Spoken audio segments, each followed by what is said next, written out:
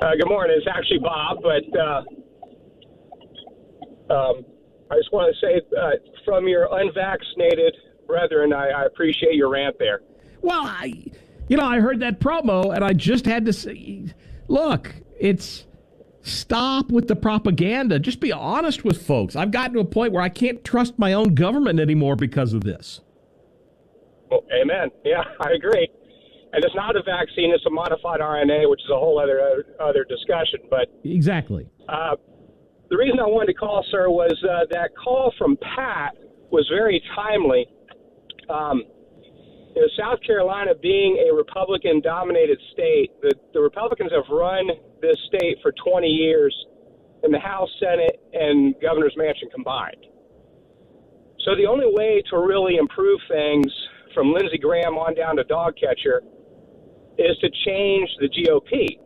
Yeah. And you can actually do that because we have open primaries. So we, as you said earlier, we really have no one to blame but ourselves.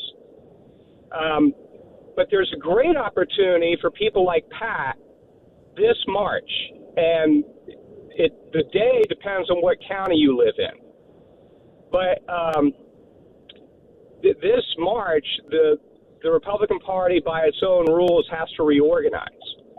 And that means everyone, in theory at least, goes back to square one.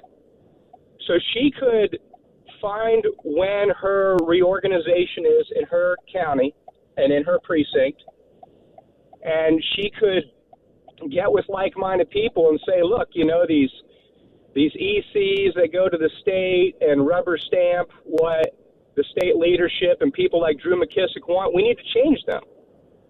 And she could, if I may share a website, yes, she could get a lot of help in doing that if she goes to mySCGOP.com.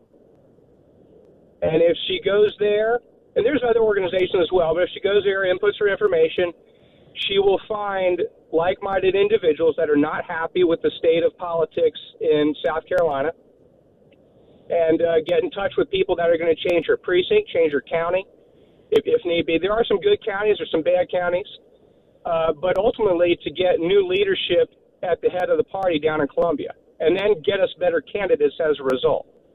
That is the key, is to really change it at the party level. And if you really want, I saw another story. You've got Rep. Joe Wilson is a Republican who represents South Carolina's 2nd District in Congress. And the first bill he sponsored, introduced this year, is a bill to install a bust of Vladimir Zelensky in the U.S. Capitol. And I'm sorry, I'm so tired of Zelensky and us giving hundreds of $millions in taxpayer money to Ukraine.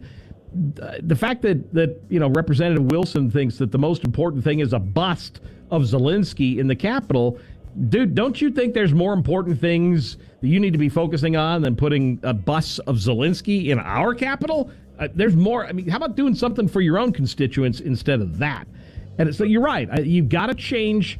And the only way to really change Republican politics is to change it at the party level and go back down. Not only state level, you're right. It's at the precinct level. That's how you change city politics, local politics, county politics, and state level politics and national politics. I appreciate you, Bob. Thank you for calling in. We'll take a quick break. I'm hearing the music.